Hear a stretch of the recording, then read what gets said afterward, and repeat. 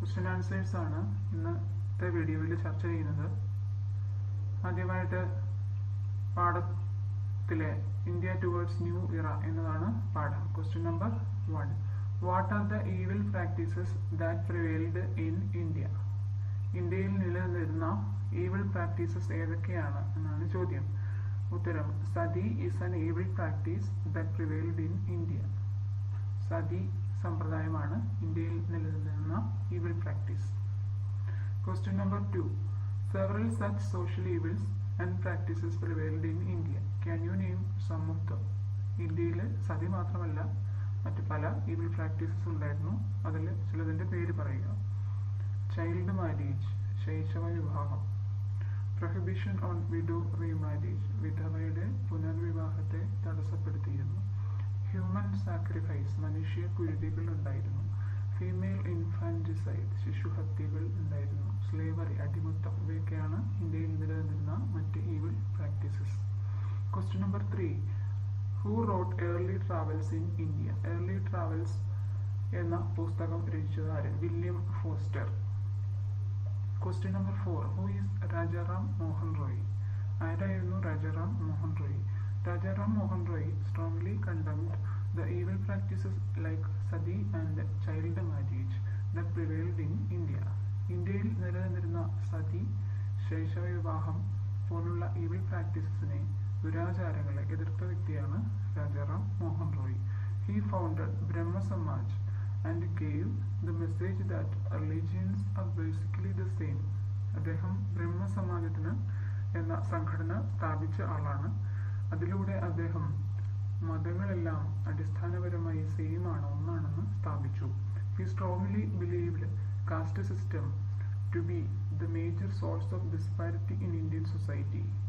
ഈ കാസ്റ്റ് സിസ്റ്റമാണ്, അതായത് ഈ മതാചാരങ്ങളാണ് ഇന്ത്യൻ സൊസൈറ്റിയിലെ, ഇന്ത്യൻ സമുദായത്തിലെ വ്യത്യസ്തതകൾക്ക് കാരണമെന്ന് അദ്ദേഹം കണ്ടെത്തി.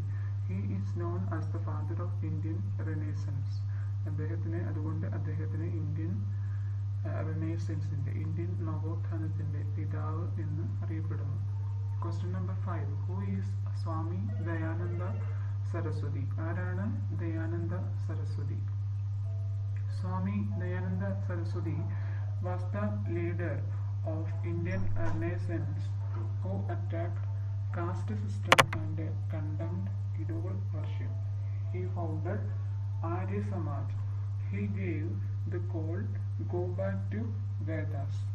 സ്വാമി ദയാനന്ദ സരസ്വതി ഇന്ത്യൻ നവോത്ഥാനത്തിന്റെ പിതാവ് എന്നറിയപ്പെടുന്നു. അദ്ദേഹം ഇന്ത്യയിലെ കാസ്റ്റ് സിസ്റ്റത്തിന്, ജാതി വ്യവസ്ഥയെയും വിഗ്രഹാരാധനയും ഇഡോൾ വർഷിപ്പിനെതിരായി പ്രയത്നിച്ച നവോത്ഥാന നായകനാണ്. അദ്ദേഹത്തിന്റെ സ്ഥാപിച്ച സംഘടനയാണ് ആര്യ സമാജം.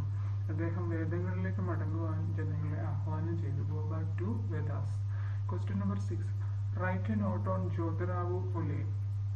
ജ്യോതിറാവു ഫുലെ ആരായിരുന്നു? Jyotirao Phule condemned caste system and promoted widow remarriage. Jyotirao ഫുലെയും ഒരു നവോത്ഥാന നായകനായിരുന്നു. അദ്ദേഹം കാസ്റ്റ് സിസ്റ്റത്തിനെതിരെയും വിഡോ റീമാരേജിനെയും പ്രോത്സാഹിപ്പിച്ചു, കാസ്റ്റ് സിസ്റ്റത്തിനെ നിരുത്സാഹപ്പെടുത്തി. He argued that free and compulsory education should be provided to children up to 12 years.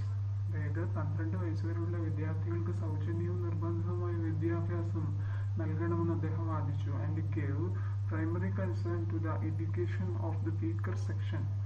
ഇത് സമൂഹത്തിലെ താഴേക്കിടയിലുള്ള ദുർബല വിഭാഗങ്ങളിൽ വിദ്യാഭ്യാസം നൽകുവാൻ അദ്ദേഹം, കൂടാതെ സ്ത്രീ വിദ്യാഭ്യാസത്തിനെ അദ്ദേഹം പ്രോത്സാഹിപ്പിച്ചു. He founded Satyashodhak Samaj. അദ്ദേഹത്തിന് സ്ഥാപിച്ച സംഘടനയുടെ പേരാണ് Satyashodhak Samaj.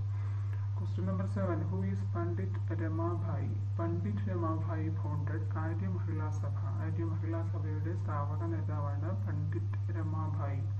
She fought against the social inequalities faced by women. സമൂഹത്തിൽ സ്ത്രീകൾ അനുഭവിക്കുന്ന അസമത്വങ്ങൾക്കെതിരെ ഈ പണ്ഡിറ്റ് രമാഭായി പോരാടി. And worked tirelessly for women's education and empowerment of widows.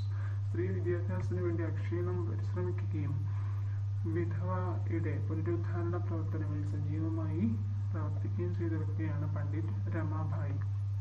Question number 8. Write a note on Sir Syed Ahmad Khan. Sir Saeed Ahmad Khan led the movement for the spread of modern education among Muslims. മുസ്ലിംകളുടെ ഇടയിൽ വിദ്യാഭ്യാസ പ്രചരണത്തിന് നേതൃത്വം നൽകിയ വ്യക്തിയാണ് sir Syed Ahmad Khan. He established Muhammadan Anglo-Indian College at Aligarh. അലിഗഡിൽ അദ്ദേഹം Anglo Indian oriental college സ്ഥാപിച്ച വ്യക്തിയാണ്. കൂടാതെ later became the famous Aligarh Muslim university. അദ്ദേഹം സർ സയ്യിദ് അഹമ്മദ് ഖാൻ സ്ഥാപിച്ച ആംഗ്ലോ ഓറിയന്റൽ കോളേജാണ് പിന്നീട് ഫേമസ് ആയ പ്രശസ്തമായ അലിഗർ മുസ്ലിം യൂണിവേഴ്സിറ്റി ആയി തീർന്നത്. Question number 9. Write a note on Swami Vivekananda. Swami Vivekananda fought against the caste inequalities and promoted education among women. മറ്റ് സാമൂഹ്യ നേതാക്കളെ പോലെ തന്നെ കാസ്റ്റ് ഇനീക്വാലിറ്റി, ജാതി അസമത്വങ്ങൾക്കെതിരെയും സ്ത്രീ വിദ്യാഭ്യാസത്തിന് വേണ്ടി വാദിച്ച ആളാണ് സ്വാമി വിവേകാനന്ദൻ. He gave emphasis to the universal brotherhood. സാർവലൗകിക സാഹോദര്യത്തിന് അദ്ദേഹം നൽകി, എല്ലാവരെയും സഹോദര തുല്യം കാണണമെന്ന് അദ്ദേഹം പറഞ്ഞു. He played an important role in awakening the nationalistic feeling and self-respect among Indians. ഇന്ത്യയിലെ ജനങ്ങൾക്കിടയിൽ പരസ്പരമുള്ള ബഹുമാനത്തിനും നാഷണലിസ്റ്റിക് ഫീലിംഗ് ഉണ്ടാക്കാനായിട്ട് ദേശീയതാ ബോധം വർദ്ധിപ്പിക്കാൻ അദ്ദേഹത്തിന്റെ പ്രബോധനങ്ങളിലൂടെ സാധിച്ചു. Question number 10. Who were the writers instrumental in the development of nationalism? നാഷണലിസത്തെ പ്രകീർത്തിച്ചുകൊണ്ട് തൂലിക ചലിപ്പിച്ചത് ആരെല്ലാം? The writers instrumental in the development in nationalism are Bankim Chandra Chatterjee. ദേശസ്നേഹത്തെ പറ്റി കൃതികൾ രചിച്ചവർ ആരൊക്കെയാണെന്നാണ് ചോദ്യം. ഉത്തരം ബങ്കിം ചന്ദ്ര ചാറ്റർജി, രവീന്ദ്രനാഥ് ടാഗോർ, മുഹമ്മദ് ഇക്ബാൽ, ലക്ഷ്മിനാഥ് ബസ്ബറുവ, അൽതാഫ് ഹുസൈൻ. ഇത്രയും പേരാണ് നാഷണലിസം കേന്ദ്രമാക്കി കൃതികൾ എഴുതിയവർ. Question number 11. What were the factors responsible for the development of nationalism among Indians? അതായത് ഇന്ത്യൻസിന്റെ ഇടയിൽ നാഷണലിസം വ്യാപിച്ചതിന് കാരണമായത് എന്തെല്ലാം? The British conquered princely states and unified India politically. ബ്രിട്ടീഷുകാർ ഇന്ത്യ കീഴടക്കി അതിനെ പൊളിറ്റിക്കലായിട്ട് യൂണിഫൈ ചെയ്തു, അവരുടെ കീഴിൽ കൊണ്ടുവന്നു, ബ്രിട്ടീഷിന്റെ കീഴിൽ. The economic exploitation of the British government created an anti-British attitude among Indians. ഈ ബ്രിട്ടീഷുകാരുടെ ഈ നയം, അതായത് എക്കണോമിക് എക്സ്പ്ലോയിറ്റേഷൻ, സാമ്പത്തികപരമായി നമ്മളെ ചൂഷണം ചെയ്യുന്നത് ഇന്ത്യക്കാരുടെ ഇടയിൽ അവർക്കെതിരെ ഒരു പൊതുവികാരം ഉണ്ടാക്കി. The spread of English education and development in transport and communication brought people together. English വിദ്യാഭ്യാസം അവർ സാർവത്രികമാക്കി. ഇംഗ്ലീഷ് എഡ്യൂക്കേഷൻ, ഗതാഗതം വികസിപ്പിച്ചു അവർ ബ്രിട്ടീഷുകാർ. അത് ആളുകൾക്ക് പരസ്പരം ആശയവിനിമയം കൈവരിക്കാൻ സഹായിച്ചു. The strategies adopted by the British to suppress the first war of Indian independence first വാർ, അതായത് ഒന്നാം സ്വാതന്ത്ര്യ സമരം അടിച്ചമർത്താൻ വേണ്ടി ബ്രിട്ടീഷുകാർ സ്വീകരിച്ച നടപടികൾ created a national consciousness and ദേശീയത ബോധമുള്ളവാക്കി. and made people think that they belong to the same country. നമ്മൾ ഒറ്റ രാജ്യത്തിന്റെ സന്തതികളാണല്ലോ, മക്കളാണല്ലോ എന്ന് ചിന്തിക്കാനുള്ള ഒരു ദേശീയത ബോധം ഇന്ത്യക്കാരിൽ വളർത്തുവാൻ ബ്രിട്ടീഷുകാരുടെ ഈ നടപടികൾക്ക് കഴിഞ്ഞു. Question number 12. Who wrote the Discovery of India? ഇന്ത്യയെ കണ്ടെത്തൽ എന്ന ഗ്രന്ഥം എഴുതിയതാരാണ്? Jawaharlal Nehru. Question number 13. Name some of the regional organizations which led to the forming of a national organization.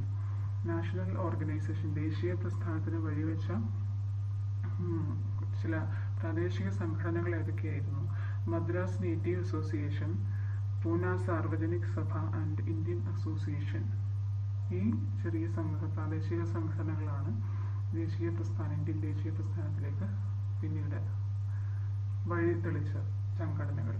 Question number 14. How was Indian National Congress formed? എങ്ങനെയാണ് Indian National Congress രൂപം കൊണ്ടത്?